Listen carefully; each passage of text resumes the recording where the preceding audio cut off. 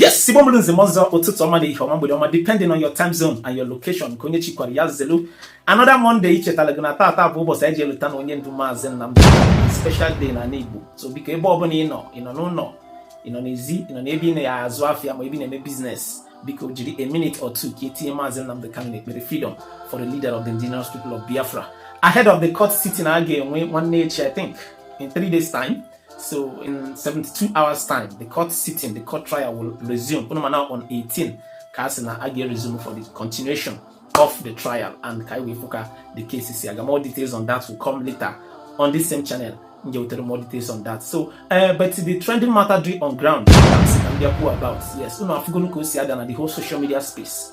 Benue State is bleeding under serious siege, under serious attack, under serious bloodshed, under serious This is the height of it all. One of the video na trend online, very dark man post through. Within an hour, that video has generated more than 2 to 3 million views. Go and check it out. So, brother, this guy with audience, so brother, this guy with a platform where people are watching and listening to what is happening.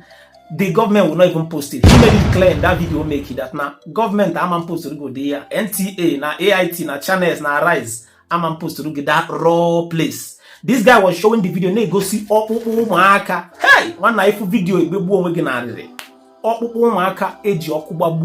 more than 200 people down na Benue State in a community. Yes, if I'm not mistaken, now Benue State. The whole, in fact, after video we've quoted that now Oboda Edem again with the amount of equal for banana coffin Oboda Edem again. Okay, here Bible saying a donkey piercing inside the mouth of a needle. And these are the things that sparked up the movement of the agitation of Biafra. Because he found amazing Oboda, what was it? Mazi Nnamdi Kanu'S did his agitation with Obodo Demma, government, Nebanya, all these things that matters to a common man. A common man is not asking for too much. Security, providing with the basic amenities, the basic things only, and that's all. You open the loot gawa. Obodo Demma kozo di kamiri na agba ka di kan ridi ka ego di available for them to their access.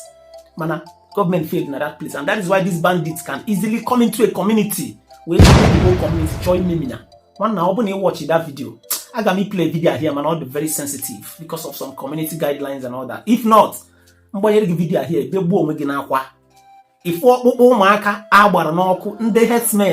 hey, okay, now as all these things is happening, and we got any terrorists, any Fulani terrorists, any headsmen, or any bandits in on Apple got caught for trial.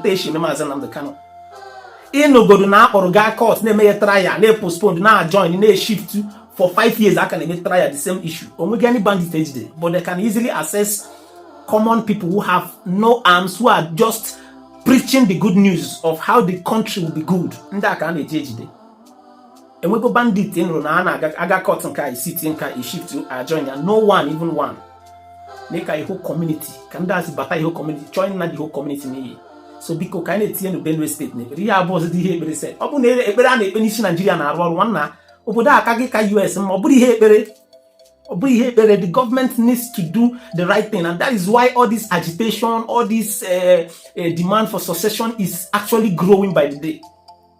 Even some Biafrans are even saying no to their favor because they are exposed Nigeria at the international body. Because recently the Pope now go tweet about this thing. Watch the video first. Nella notte tra il 13 e il 14 giugno, nella città di Yelewata, nell'area amministrativa locale di Guma, nello stato di Benue, in Nigeria, si è verificato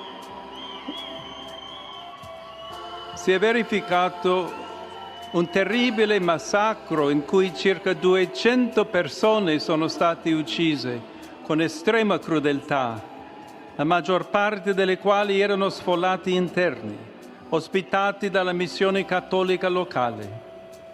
Prego affinché la sicurezza, la giustizia e la pace prevalgano in Nigeria, paese amato e così colpito da varie forme di violenza. E prego in modo particolare per le comunità cristiane rurali dello Stato di Benue, che incessantemente sono stati vittime della violenza. Inogonia from the mouth of the Pope goes where. So if you make it in a country where Pope Pope we tweet about it. Hey, we're gonna that's na no aba ego ebe kwesị ịbanye. Okwu aba ego ebe kwesị ịbanye. And ọ ga-help case Mazi Nnamdi Kanu. Ọkwa ha si no ESN, ha si no IPOB, bụ ihe na-egbuchichi ndị mmadụ na South East, na-cause unnecessary tension. Ọkwa ha si no IPOB. Now IPOB Nnamdi Kanu Mazi Simon Ekpa ESN BLA out of the way. Now who are the people responsible? Jigodu government ajụjụ. Who are the people responsible? Meanwhile, guys, I don't want to say much on this. Same with video analysis of Imminent at the last court sitting, Mazi Nnamdi Kanu. You know, as we are preparing ahead of the next court sitting, I reflect about with more details. And if you need to know from this, our brother Nabo Igbo Area TV. Credit to you, one for putting up this video together. Actually, please settle down, watch this video. When you focus some analysis on Saturday Femeron on the last courts and what Biafran should expect in the next court sitting. Watch the video. Drop your opinion in the comment section. So start the video can also be more quiet with fear. Enjoy the rest of the video, guys. I'll be right back.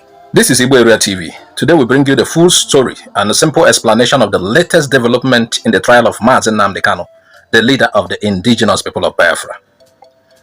His court case has now moved from the regular court in Abuja to the DSS headquarters. That is the Department of State Services headquarters, also known as DSS. Why? Why did that happen? You had rumors of that. Yes, it is true. That was what happened today at the court. But why? What are the charges? What is inside the container that they are talking about? And what does it mean for the Igbo people and the whole of Nigeria? Stay with us. That is what we're about to discuss. On Wednesday, May 7th, 2025, something unusual happened.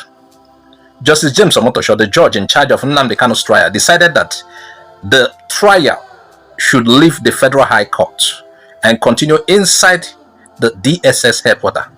Why? The reason is because the DSS told the court that there is a shipping container, a 20-foot container, which they say was used by Kanu to smuggle in a radio transmitter. This transmitter was said to be for Radio Biafra. The DSS said it is too difficult to bring the big container to the court. So the judge agreed to go and inspect it directly inside their office. That's how the court moved. Probably the court will return to its normal place at the next sitting. We are watching. Now let's continue. The DSS agent who gave testimony said the container came from London, but it was never declared to Nigerian customs. It was never declared to Nigerian customs. How? How did it pass? Did it fly from London into Nigeria space? Is there any way the container can... Okay, maybe it was seized at, as it was coming in or from the ship. So, the DSS agent who gave testimony said the container came from London, but it was never declared to Nigerian customs.